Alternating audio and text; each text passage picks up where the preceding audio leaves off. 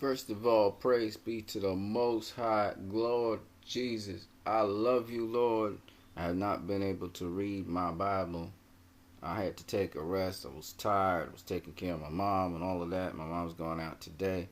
I got to go out and work after this. But I just wanted to spend some time with you guys with this boxing because this boxing is life. And this life is about the Christian walk, and man, I gotta talk to you guys. And life is God, and oh man. So first of all,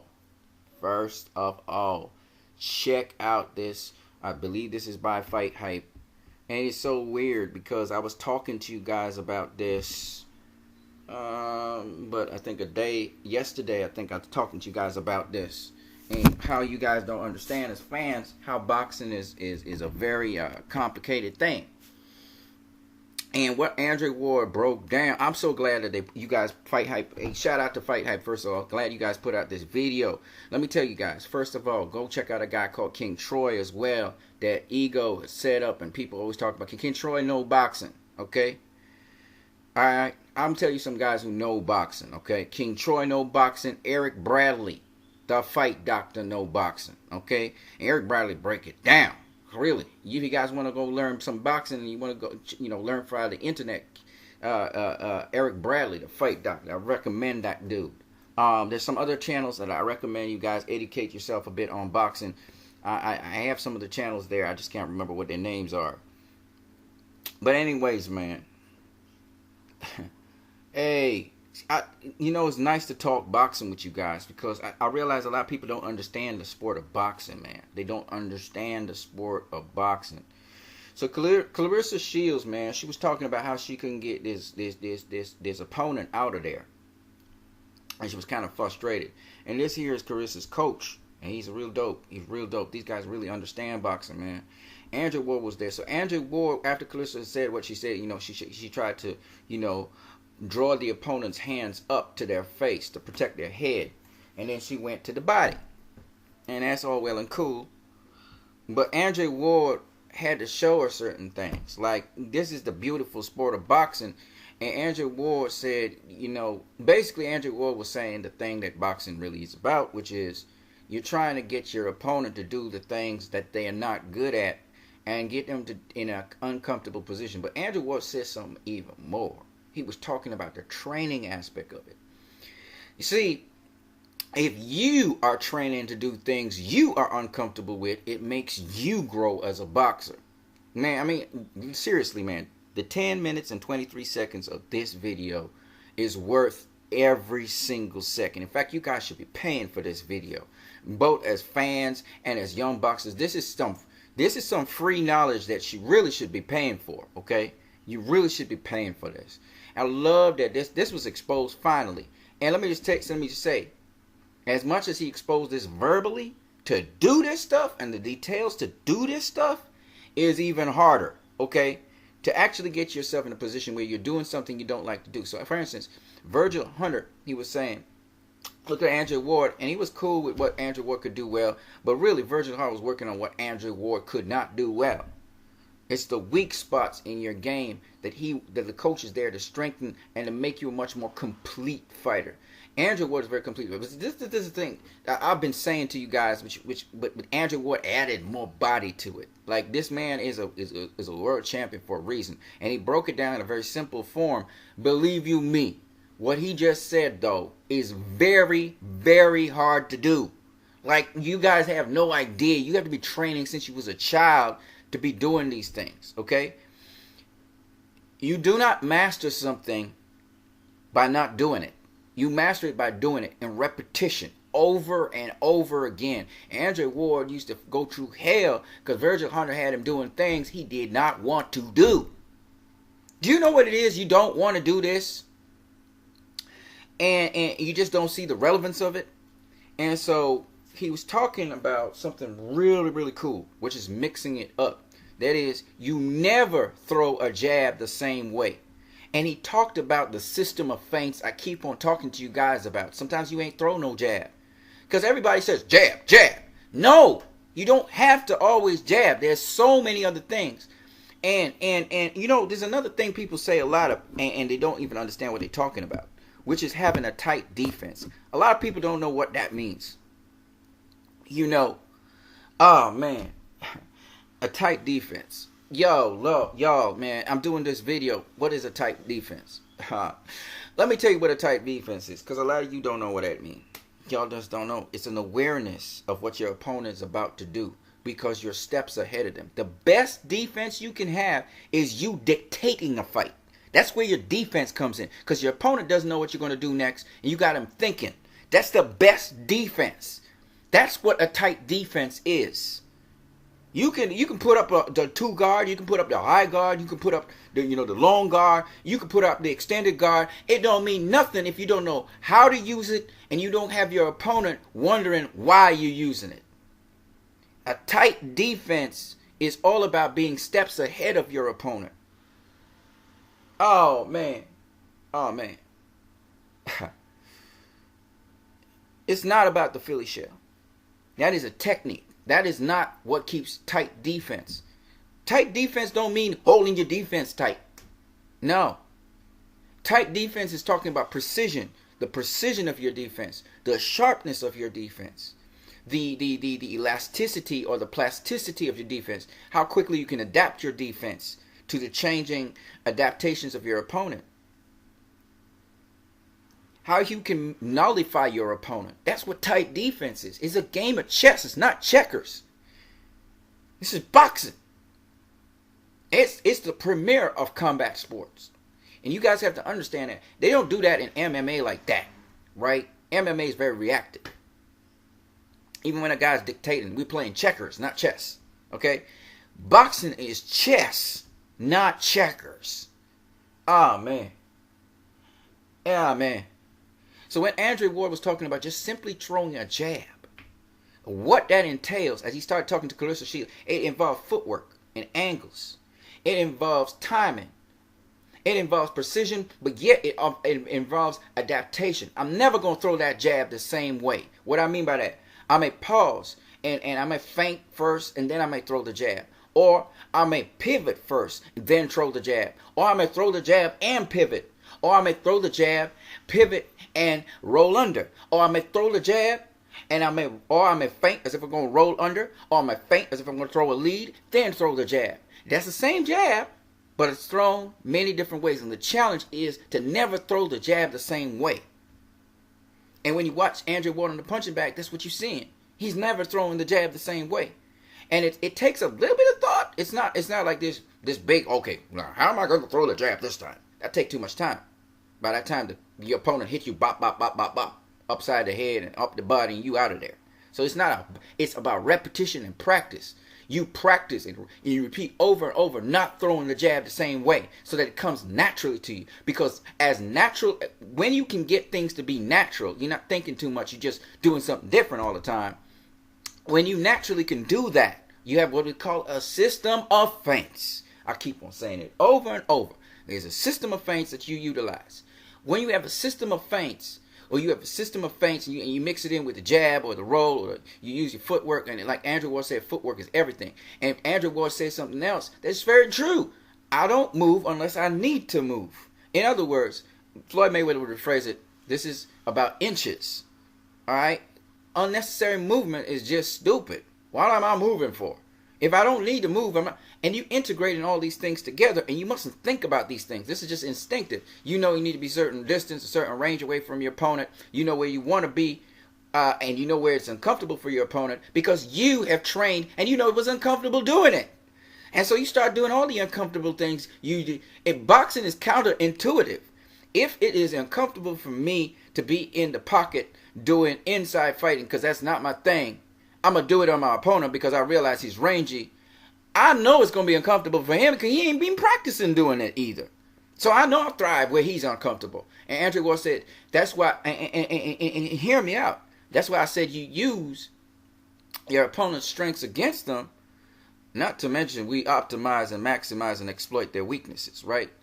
So that's how you go in there. Now, Andrew's mindset is more of okay, I'm going to take what you don't do good and I'm going to exploit that, right? Floyd Mayweather says, oh, I'm going to take what you do good. I'm going to use it back at you. I'm going to shut that down, and I'm going to use that back at you. Okay? Andrew Ward also has that same mentality if you think about it. But Andrew Ward goes into the uncomfortable place where he thrives, but he's going to still use back your strength against you where you're weak. You dig? All right, you a power puncher? Okay, I'm going to land my power shots all in your body because you can't fight on the inside. I'm going to land a kitchen sink on you. Right? And these are the things that you learn in boxing. That's why there's a difference between being a talented fighter, being a God-gifted fighter, and being a well-schooled fighter and a smart fighter. They all different things. You got to fight smart. And Floyd would tell you a lot more on what Andrew Ward was saying if he wanted to. Because Floyd naturally does these things. Like he naturally does counterintuitive to think. Way back in the day, if you go and watch any Floyd interview, Floyd would say, yeah, I don't let them catch my rhythm. I do different things. I never let them catch my rhythm. And if you look at Floyd, and Floyd instinctively does these things now because it's just like on autopilot because he's been practicing them so long. And same thing with Andre. Andre been practicing this stuff so long. You look at how Andre throw a jab, on the punching bag, or even how he put his combinations together. These guys never put two combinations together pretty much the same way. They change, they may change a little bit of the rhythm of how they throw the shots. They may even change how they throw the shots. Sometimes they turn it all the way over. Sometimes they pop it to the side, so they hit you with the side of the fist, like how you do it in martial arts. You throw a side fist. Sometimes they throw it underneath. They throw it underneath and they root. It's mostly a body shot they do that with, but nonetheless, they throw it underneath. So I'm not saying is they don't throw the shots the same way. They don't throw the shots the same way in terms of timing, in terms of placement, in terms of, because you don't always go to the same spot. Why are you going to the same spot with? You shouldn't be hunting all the time. Okay, the guy protects his body really well, so I'm going to feint him first. I'm going to feint him up top, but I'm still coming back to the body. You know what I'm saying? I'm still coming back to the body. You know what I'm saying? I'm going to give him that little, and you don't have to feint fast. There are slow feints. There are fast feints. Because it's like a dance. It's like a dance. You're looking for that gap, that space. Sometimes you wait for the opponent to throw so you can get that space that you're looking for. You ever look at boxers, when they looking through their gloves and think they focusing on one particular thing, they all focusing on that one particular thing. You know what that boxer be looking at? That entire boxer's body. He's watching everything. But he's very focused. He's really dialed in on what he wants to do. You understand what I'm saying? You don't have to have the fastest reflexes in the world to have a tight defense, but you should be able to be reactive enough that you can get into your defense really quickly. And it's not just shelling up. When I say defense really quickly, that means your opponent don't know what you're going to do next. The first thing I learned in martial arts is not about speed. I can hit a guy much easier if I don't be so dramatic. It's how smooth I move. That way his mind does not perceive how quickly I close the gap on him. So you watch Andrew Ward slide in. Floyd is a little bit more accentuated. He slides in really quickly, right? But you don't have to slide in real fast. You got to slide in, but you don't have to slide in real fast. And when you slide in, the less you change levels while you slide it in, the less your opponent realizes how quickly you moved into him. There's all these little tricky things. It's a mental game in boxing. And there's just so much stuff to talk about when you talk about boxing. I'm 43. If I tried to start doing boxing, I would be like one of them little toddlers. I'll be just kind of really uncoordinated. I understand what it is you need to do. I could see it, I could visualize it, but my body wouldn't respond the same way. It takes years just to get sharpened up in each one of those areas I just spoke about. But if I had put my mind to it and I decided I was really going to do it, and I started really visualizing what I needed to do, because you visualize it in your head. If you could do it really well in your head, it translates into your body. If I really wanted to do it, say for instance, I really wanted to become a professional boxer within 5 years, and I'm 43 years old. It's not impossible. It's a mental thing. Can you visualize yourself doing that all the way through? There's plenty of things you're going to have to skip, because there's plenty of things you will not be able to do. You will have plenty of holes in your game, but you could do it. It's not impossible. Nothing's impossible with God or with us. But at the same time, I'm just saying it would be a steep learning curve in which you will suffer. Your body will suffer tremendously trying to get to that point, because there's no way, physically speaking, unless you go into the quantum zone, where time and space does not matter. God imbue you with that so you can just naturally fight like that. That's happening. It had to be some supernatural thing that happens that you can be able to do that. So yeah, I wanted to share this video with you guys.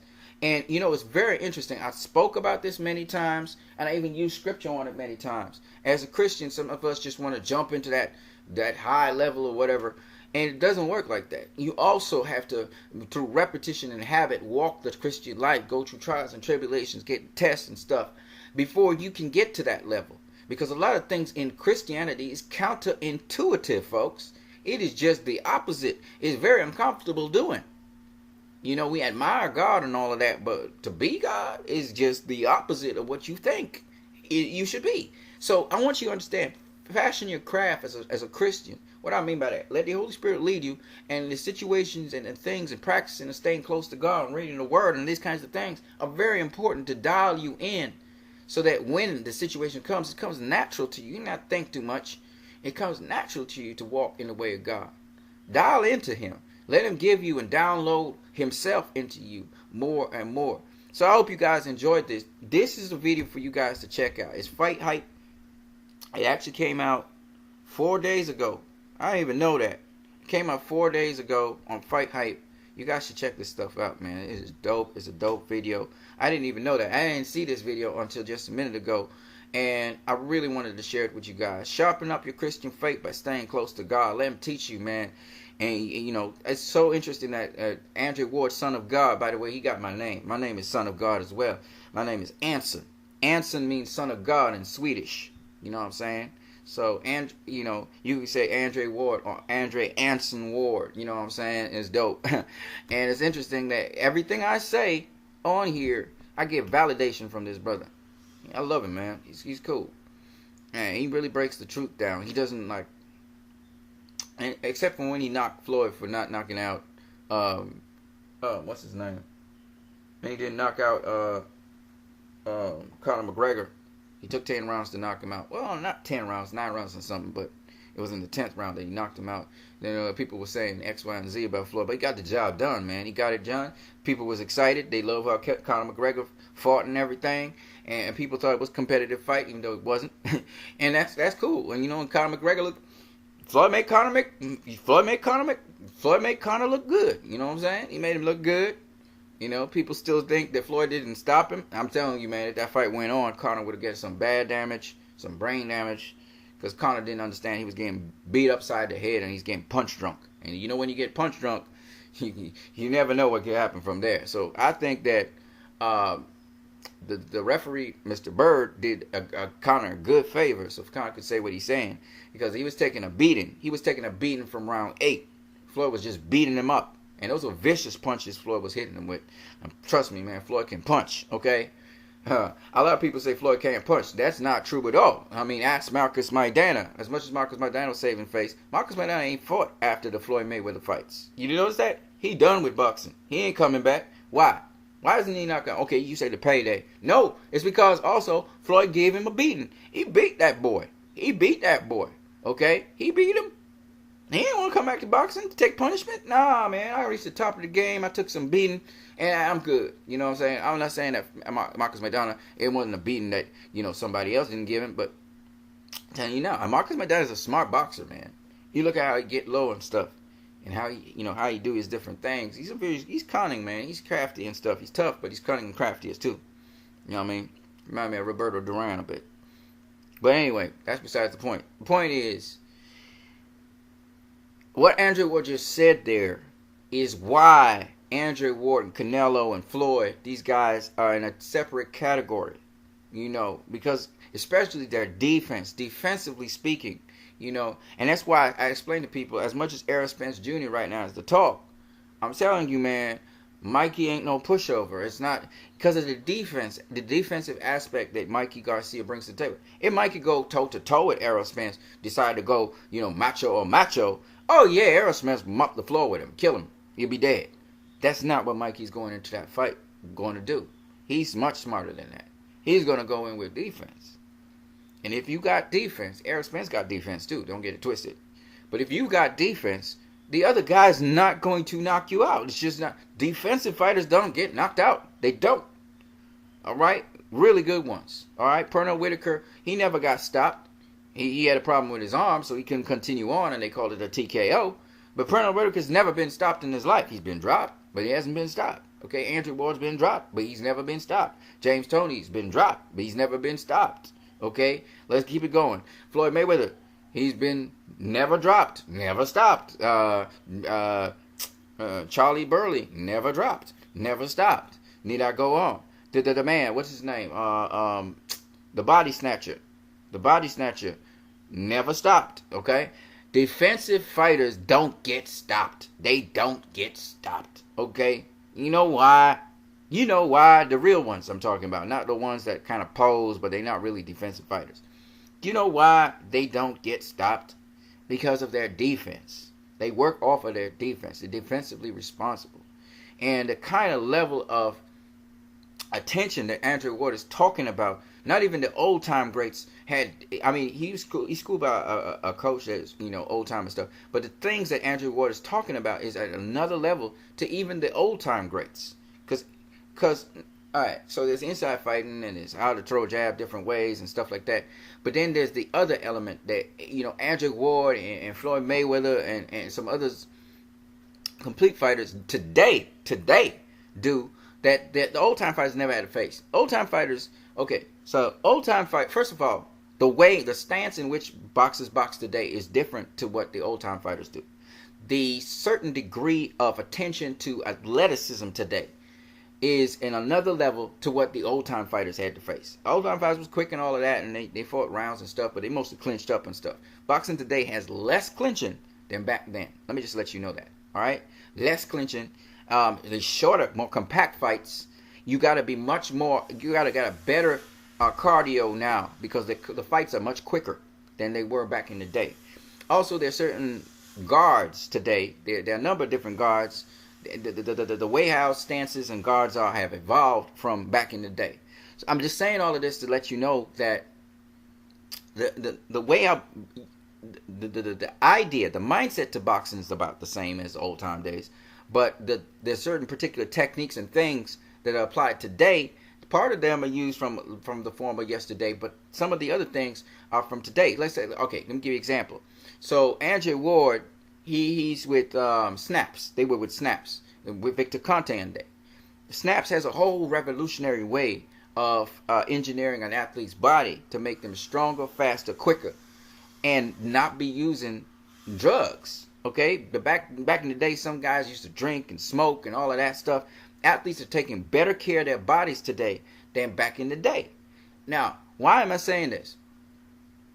Because the athletes today, I think the punch resistance of the athletes today is much higher than the resistance of the athletes of yesteryear, because the athletes today take better care of their bodies. And the athletes of yesterday used to have fights on a much more regular basis, so that the regeneration of their body was they had more wear and tear. Okay?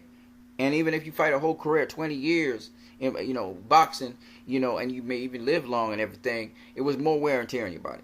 Okay? And so today, the athletes today, they're fresher, they're quicker, they're stronger, they're faster, and they're bigger. Obviously, they're bigger per weight class. Okay? Because it's not same day weightings. They're bigger per weight class. So you got all those things going for you. And the sport is actually more dangerous today, strange as it sounds, than yesterday, because people got to use much more protection for their hands, and the gloves and stuff. The size of the gloves and stuff is bigger because athletes are bigger. I mean, if let me put it to you this way: if there was a bare knuckle brawl where Andrew Ward was fighting somebody bare knuckle, he would destroy that guy's jaw. I mean, he would break the guy's jaw instantaneously, because the kind of punching power athletes have today compared to yesteryear is hella much more powerful.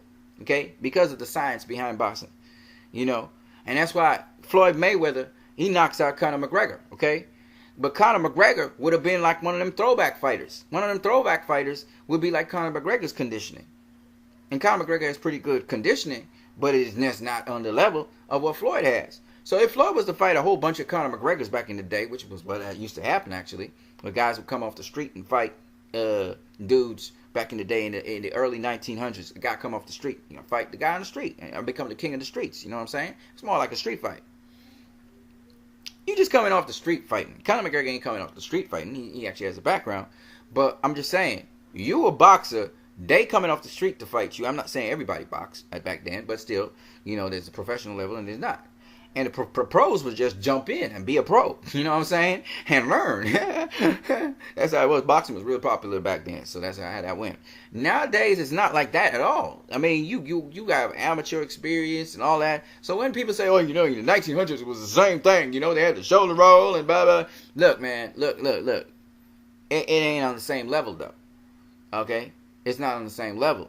And decade by decade, things have become more scientific. And they've become more surgical and precise in how people apply themselves.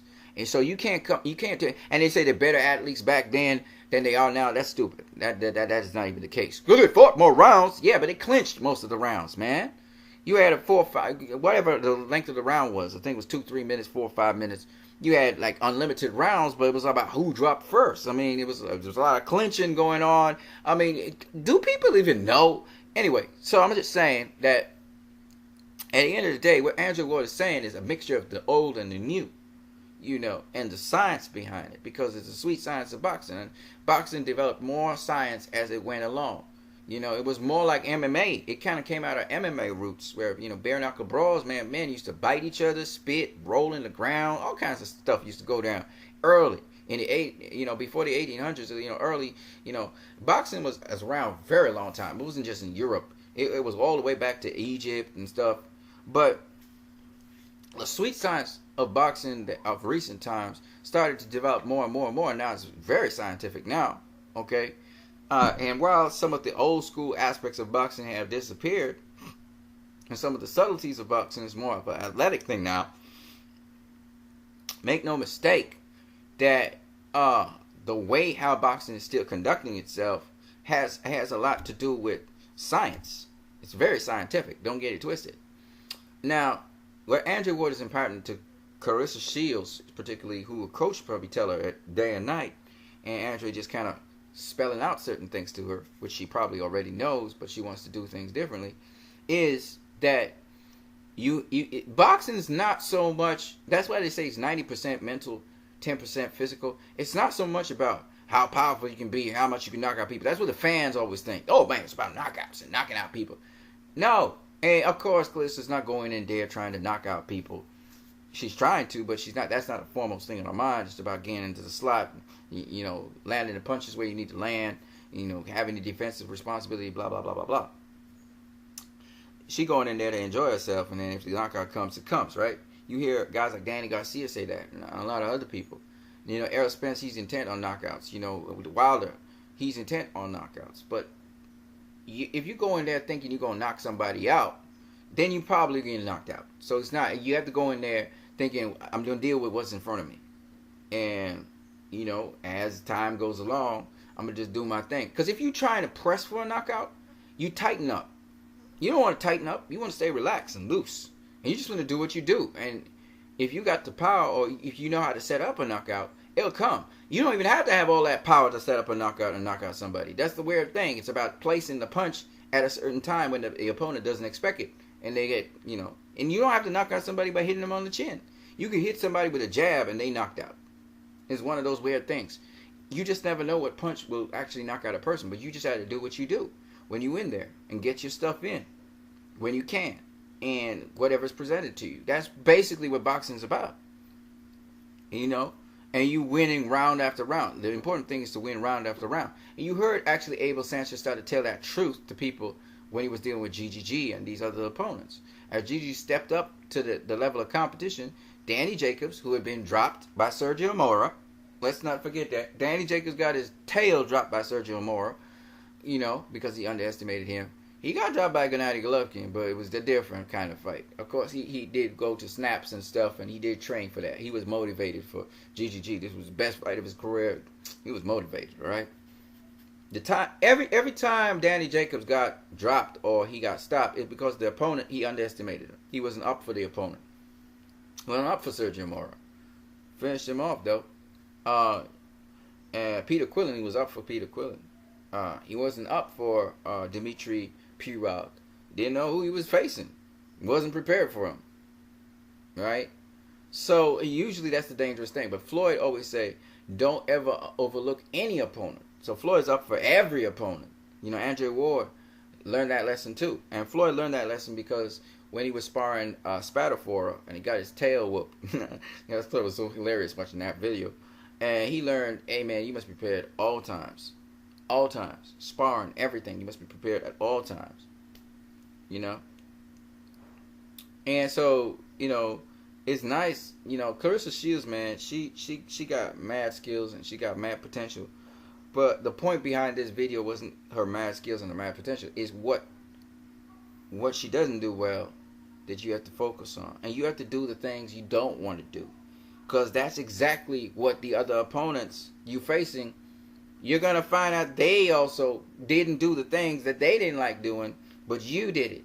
And because you applied yourself, you got an edge on them. Because it's about getting an edge on your opponent, right? So that's what Andrew Ward was saying. And I think this video was just dope. And that's what I want to share with you guys. And it's the same thing with Christianity. Perfect yourself, you know, by applying yourself to God, man. What I mean by that is letting him have fuller and fuller reign over you. Spend time with him. Spend time in the Word. Focus on that. You know, we spend so much time on these things like boxing, entertainment, you know, movies. We spend very little time on God. And God is dope. God is dope. So spend time on him. All right, guys. I'm out of here. Peace to you guys.